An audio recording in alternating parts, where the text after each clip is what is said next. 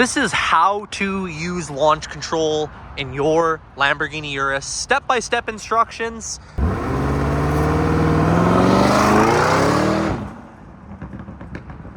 Starting with, get inside the vehicle. Let's climb on board. And of course, step number one, start your Lamborghini Urus. Step number two, or I guess an important thing in this whole thing, is all your operating temperatures should be in their optimal. So you can see like everything's warm in this car. The oil's warm, the coolant's warm, and you should obviously have good tires and only be doing this in a safe place.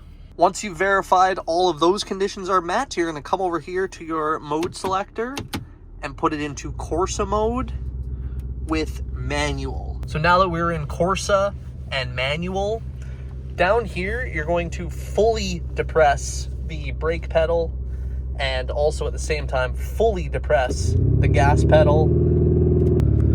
That will show launch control possible. And with that, you just hold on. Holy, this thing is fast.